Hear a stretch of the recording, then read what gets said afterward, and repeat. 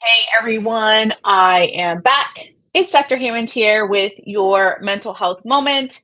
I hope that you have had a wonderful week. For those of you who are tuning in back again, and tune in every Tuesday, 8 p.m. Eastern Standard Time, right here live on Black Women Empowered Incorporated Facebook page, YouTube, and LinkedIn Live. Welcome back, and thank you so much for joining here. Let me know in the comments where you are tuning in from today. And for those of you who are brand new to Mental Health Moment, welcome, welcome. We are here every Tuesday live on Black Women Empowered Incorporated Facebook page, YouTube, and LinkedIn Live at 8 p.m. Eastern Standard Time. So welcome. And for those of you watching the replay on Dr. Nikisha Hammond YouTube, thanks so much for tuning in. Be sure to like this video, share, and subscribe to the page. And thanks so much for joining here. It's Dr. Hammond here with your mental health moment. And again, let me know where you're tuning in from in the chat. Today I am hi, welcome back from San Francisco. I'm tuning in from Tampa Bay, Florida. And yeah, I've been in Tampa Bay now for a while on these mental health moments. And then the next couple months are going to be a little bit crazier with the travel here, but I will let you know where I'm tuning in from. But again, thanks so much for joining here. It's Dr. Hammond here with your mental health moment. For those of you who are new to mental health moment is all about how do you become the best version of who you are so you can show up powerfully for yourself and for those around you. Really, really important. So we talk about different tips each week in order to achieve those goals. All of us are on a different wellness journey, which is completely okay. It is okay to be where you're at right now, but there's always room for improvement, right? No matter where you're at, if you're like Dr. Hammond, I'm just starting out this mental health wellness journey thing. I'm just starting to take care of myself. Congratulations, amazing. Maybe you're like, I'm good. I've been doing this for a while. I'm in maintenance mode. Fantastic. We celebrate you too. So wherever you're at in the process, there's always room for improvement, though, right? So thanks again for those who are still starting to join here. Dr. Hammond here with the Mental Health Moment. So what I wanted to share with you all today, I'm going to share with you a couple tips, of course, as usual. But I was reading this article with Time Magazine. Hi, welcome from Virginia. Let me know where you're tuning in from in the chat. But I was reading this article from Time Magazine. Let me see if I still have it pulled up. Yes, I do. Yay. And it was very fascinating, actually. And I'm going to tell you what I did this past weekend. But it was very fascinating. It was called How Your Five Senses Can Help You Stop Worrying. So it was Time Magazine. Actually, I'm going to put it, you know what? I might be able, I think I can. I'm going to put the article in here in the chat, and I will put it in a little bit later. Let's see if it goes through. There we go. Cool. But yeah, how using your five senses help you to stop worrying. And I'm going to explain what that means. And I'm going to give you a couple tips for this today. Because oftentimes when we're really stressed out, and for those of you who don't know, this is Mental Health Awareness Month. Yay, one of my favorite months of the year, of course. But when we're really stressed out, we're really overwhelmed, it actually can shut down parts of how we sense the world. It can literally shut it down, right? Because we're so worried about something else going on. Maybe that's happened to you before. Like there may be something happening, and all of a sudden you're like, wait a minute, it smells like smoke, and you didn't even notice it, right? Wherever you're at. It could be at home, it could be somewhere else because you were so preoccupied in your mind with something. Or even, tasting different foods sometimes, like, oh, it doesn't feel right, or it doesn't taste right. Yeah, because we're worried about something else, or we're overwhelmed. Like it affects different parts of your senses. So taste, smell, sight, all the different senses, hearing too, can be affected. That's definitely affected by emotions because sometimes we hear things or we don't hear things that was said in the way that the person intended because our emotions are blocking what they're intending the conversation to be about, right? So if we're angry or if we're sad or if we're nervous, sometimes you don't even hear what a person is saying. So nonetheless, so there was this great article, and I put it here in the chat by Time Magazine, and they talked about how when you use your five senses, though, when you make a conscious decision to use your five senses, it can actually help you with worrying. So I'm going to share with you all today a couple of tips. And it was so interesting that I found this article because this past weekend, actually, I went to Bath and Body Works and I got these. They're called shower steamers. I should have brought the little jar. But basically, they're little shower. They're like a tablet, like about, I don't know, about this size, about this size, big. It's like a little tablet that dissolves in water, basically, and you put it on the bottom of your shower, not in the direct stream of the shower, but like kind of a little bit off to the side. And nonetheless, the steam, of course, helps to melt this tablet. And it's an aromatherapy tablet, basically, right? And this is not a new thing, but it was something that I wanted to try. And the scent that I got, you can be any scent that you enjoy, but the scent that I got was lavender vanilla because I happen to really like lavender because it's a very calming scent, right? And it was a way. Aromatherapy is one example, right? But it was a way to open up your senses. And what's fascinating, and good evening, thanks so much for joining here. Dr. Hammond here with your mental health moment. What happens when what they say in the article, when you open up your senses and you're paying more attention now to something else aside from all your problems, your to-do list, what happened yesterday, what you're supposed to do tomorrow, right? If your brain tends to be on that track, when you do things that involve your senses, like the aromatherapy, right? Like that's just one example. Then your brain and your senses actually are focused on something else, which I was like, "Ooh, I love this." So I'm going to give you a couple of tips today. So that's something that I did this past weekend. I actually did not. That was before I read the article, you guys. So after I read the article, I was like, okay, that makes total sense. Good stuff. So I'm going to give you a couple of tips today and things that you can do. I do want to remind you that I'm completely aware that all of us have a different sensory experience or different sensory abilities. So maybe some of us don't have all five of our senses, and that's okay. So I'm going to give you some examples for different senses, but of course, do what works for you, do what you're able to do. For some of you, you may be like, oh my goodness, aromatherapy or like a strong scent. I know a lot of people are very sensitive to strong smells, for example, right? So obviously don't do that part. Or, if sight is limited for you in some way, then maybe that might not be the examples that I share might not be something that you're able to do, which is completely okay. So again, I do want to preface that because senses, I've met thousands and thousands of people in the world with a lot of different ability levels and a lot of different sensitivities to different things. So just wanted to make you aware that this is designed to be what you make it and what works best for you.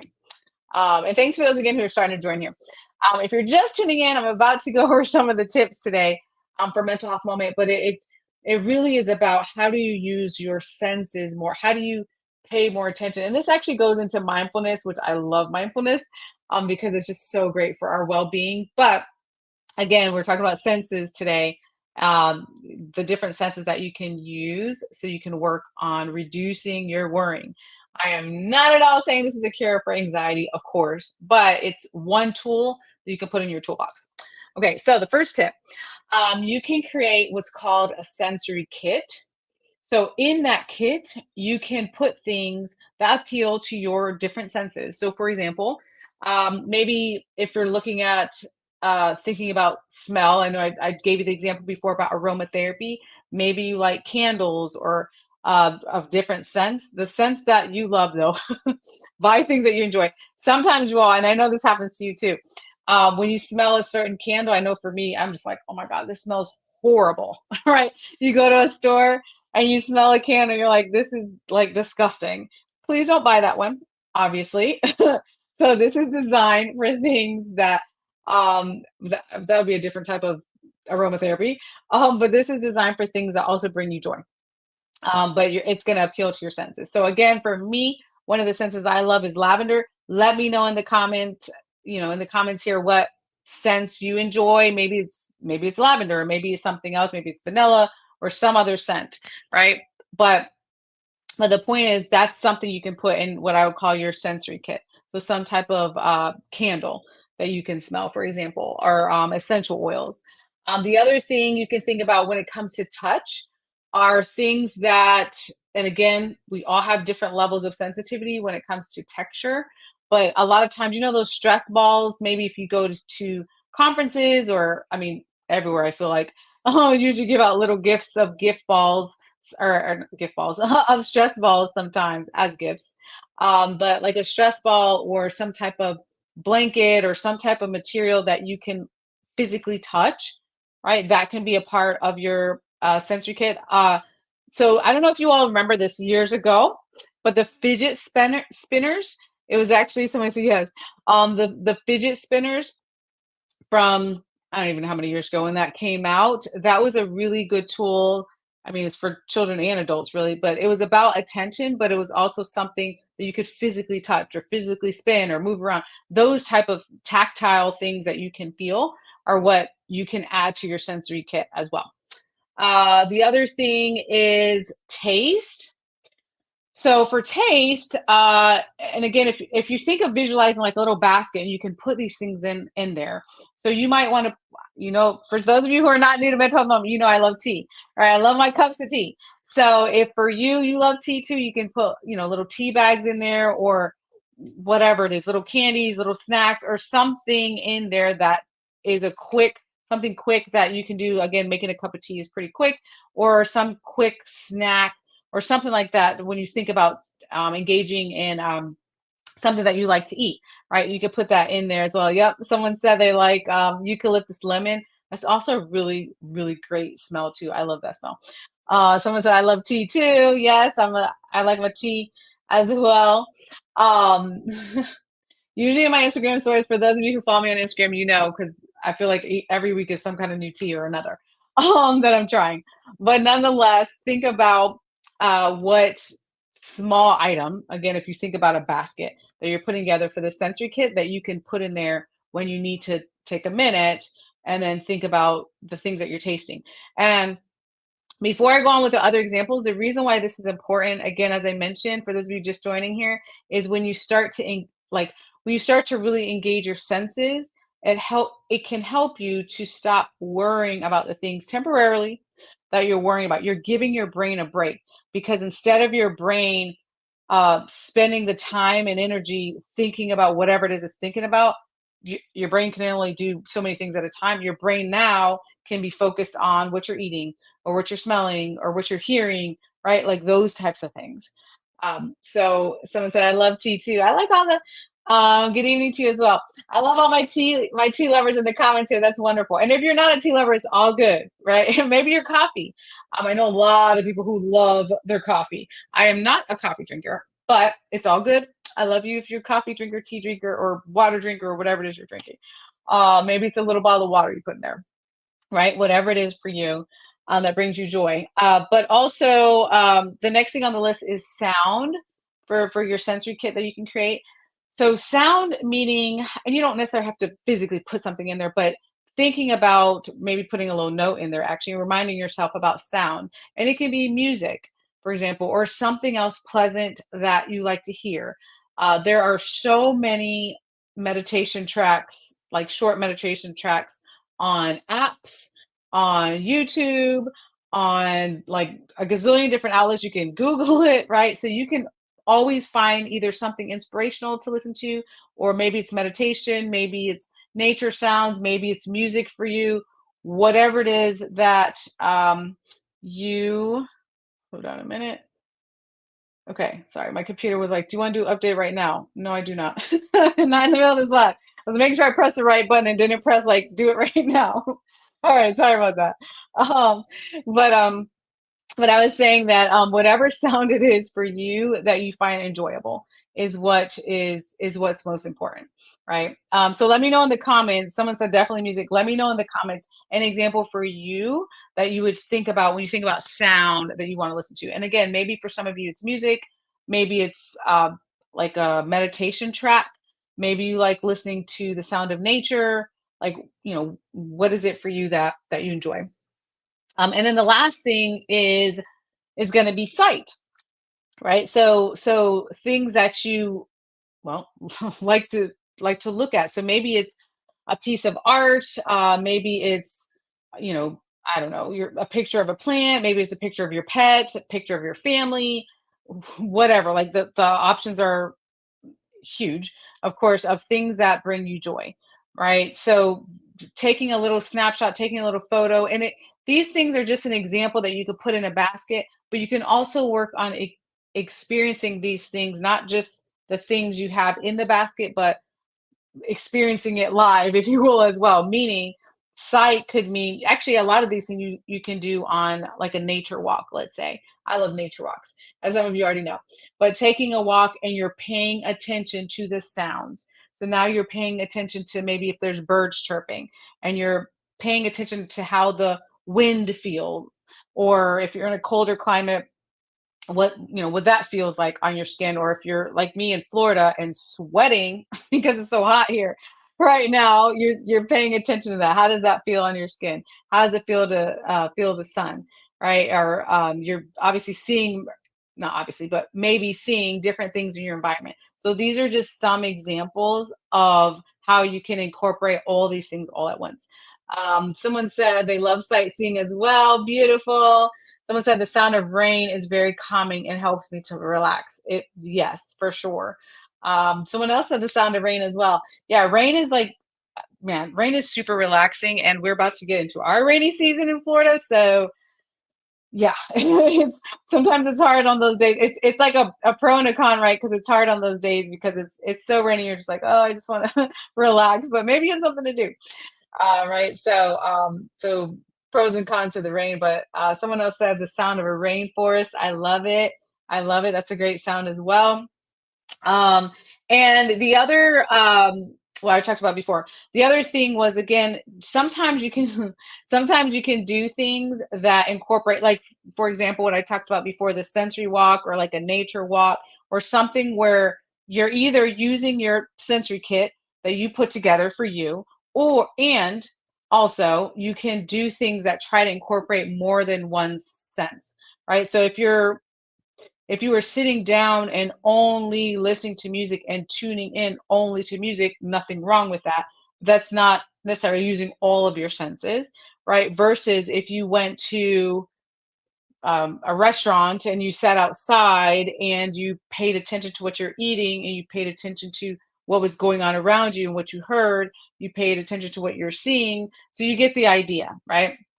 So, so again, the major thing to remember today is to really think about how do I start to pay attention to the senses. Again, all of us have different ability levels and sensitivity levels, but whatever you're able to do and is best for you, but paying more attention to that. Because again, when we have strong emotions, we tend to block out a lot of those things, right? And we're focusing and we're worrying and we're like on a totally different track outside of like our physical being sometimes, which can not be helpful for your mental health long term. So this is just one example. Someone else said that they like the Everglades. Someone else said, or someone said, go camping. I love it. Taking a long walk, fishing, swimming, family gatherings.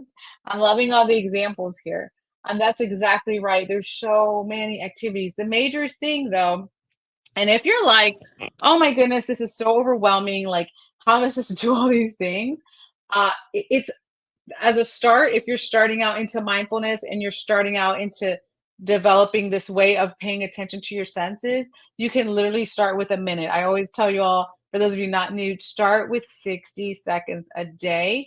And if you're really like, I am so overwhelmed, I don't have enough time to add anything else to my plate, which is okay. If you feel that way, then you can try these things for things that you are already doing. So there's something called having like a mindful meal, for example, where you, let's say you're having a meal by yourself and you really sit down and pay attention to the food that is entering your mouth, to the chewing that you're doing, to swallowing the food, to taking a drink. So you're paying attention to each part, because what we normally tend to do is, again, we're in our heads thinking about something completely different than the present, which is not being mindful in that moment. But that's one example, because we do need to eat, right, to survive. So one example of something that you're probably already doing, hopefully each day, and you're able to implement that mindful moment for eating. Or if it's brushing your teeth, or if it's washing your face, or if it's washing dishes, or whatever it is that you are already doing in your day, practicing to like feel your senses and paying attention. Okay, what am I hearing right now? What am I seeing right now? What am I feeling right now? What am I tasting right now if you're eating, right? Like those things are really important. What are you hearing? Someone said um, being outdoors, yes, really great. Someone said just close your eyes and meditate in a clean environment. In a clean environment, no harsh films. I think that's what that says.